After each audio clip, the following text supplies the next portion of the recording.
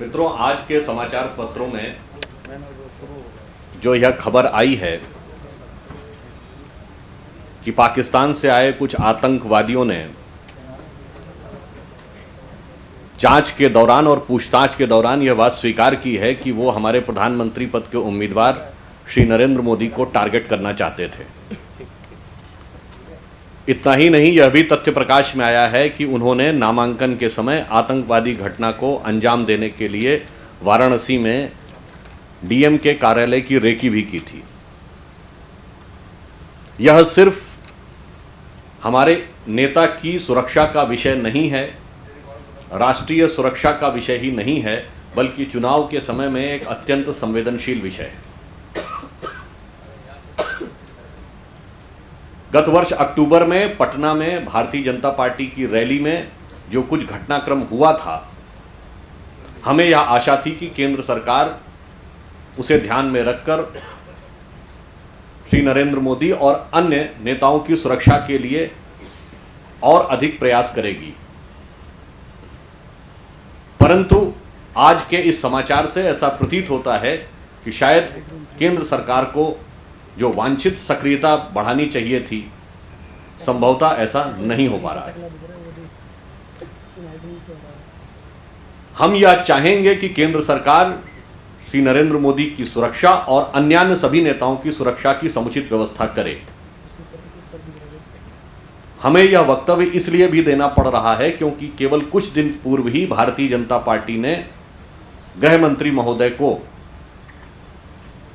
एक ज्ञापन दिया था जिसमें कि हमारे सभी नेताओं की सुरक्षा सुनिश्चित करने के लिए कहा गया था। उसके बाद भी इस प्रकार के तथ्य प्रकाश में आना बहुत ही चिंताजनक और दुर्भाग्यपूर्ण है। इस घटना से एक दूसरा पक्ष भी जुड़ा है। पटना में अक्टूबर माह में हुई जो रैली थी, वो अपने आप में एक बड़ी भारी और दुर्भाग्यपूर्ण घटना थी, इसलिए कि भारत के इतिहास में पहली बार हिंदी हृदय प्रदेश, जिसको हिंदी हार्टलैंड कहते हैं, उसमें एक बड़े राजनीतिक कार्यक्रम में आतंकवादियों ने हमले का दुस्साहस किया था।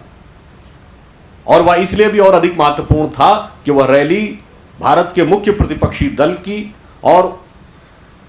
प्रधानमंत्री पद के उम्मीदवार की रैली थी। और उस रैली में दो नेता ऐसे उपस्थित थे जिनको कि एनएसजी सिक्योरिटी प्राप्त थी, श्री नरेंद्र मोदी और श्री राजनाथ सिंह। उसके बावजूद इस घटना का होना कहीं ना कहीं दर्शाता था कि केंद्र सरकार उदासीन थी, राज्य की सरकार ने समुचित व्यवस्था नहीं की थी। मैं उसी क्रम में जोड़कर यह कहता हूं कि आज की यह घटना दर्शा रही है कि यदि चुनाव के दौरान आतंकवादी इस प्रकार की कोई घटना करना चाहते हैं तो यह विषय सिर्फ एक नेता की सुरक्षा का नहीं, बल्कि संपूर्ण भारत की लोकतांत्रिक व्यवस्था के लिए एक चुनौती है। और केंद्र सरकार और सभी राजनीतिक दलों को इस चुनौती का जवाब देने के लिए अपने अपने स्तर से पूरी तैयारी रखनी चाहिए। सर्वाधिक उत्तरदायित्व केंद्र सरकार का है और चुनाव में सहज, निर्भीक और सुरक्षित चुनाव हो सके, इसे उन्हें सुनिश्चित करना चाहिए। In other words, are you demanding for an SPG cover, Sudhanshu ji? Let me complete. तीसरा पक्ष इसके साथ यह जुड़ा है कि हम लोगों ने यह देखा है कि विगत कई वर्षों से अधिकांश राजनीतिक दलों के नेताओं ने अपनी अपनी वोट बैंक की राजनीति को ध्यान में रखकर इस प्रकार के बयान दिए हैं जो कहीं ना कहीं आतंकवादी ताकतों का मनोबल बढ़ाते हैं। इसमें देश की सबसे पुरानी पार्टी से लेकर नवोदित पार्टियों तक सभी शामिल हैं। चाहे वो बटाला हाउस इनकाउंटर के मामले पर आतंकवादियों के पक्ष में सहानुभूति रखना हो, चाहे संसद पर हमले के आरोपी के प्रति सहानुभूति रखना हो, चाहे बोध गया में हमले में चंद घंटों के अंदर सुरक्षा बलों के या जांच एजेंसियों के निष्कर्ष आने से पहले ही राजनीतिक आरोप लगाने का मामला हो, या उत्तर प्रदेश के आजमगढ़ में आतंकवाद के आरोपियों के घर पर जाकर संवेदनाएं व्यक्त करने का विषय हो, या पिछले वर्ष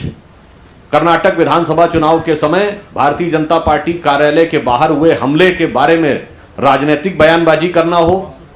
यह सब दर्शाता है कि यदि राजनीतिक दल इसी प्रकार से वोट बैंक की राजनीति को ध्यान में रखकर कार्रवाई करते हैं या बयानबाजी करते हैं तो इससे आतंकी शक्तियों का मनोबल और बढ़ता है। इतना ही नहीं, तमाम राजनीतिक दल ऐसे हैं जो कभी सुरक्षा बलों के अधिकार कम करने की मांग करते हैं तो कभी कश्मीर में पृथकतावादी बयान देते हैं। अतः हमारा सभी राजनीतिक दलों से यह अनुरोध है कि चुनाव के इस अवसर पर जिस प्रकार से दुनिया के अधिकांश बड़े देशों में जो आतंकवाद से लड़ रहे हैं, कम से कम राष्ट्रीय सुरक्षा और आतंकवाद के विषय के ऊपर एक न्यूनतम सहमति और एक कंसेंसस या आम सहमति सभी राजनीतिक दलों में है। मैं यह चाहूंगा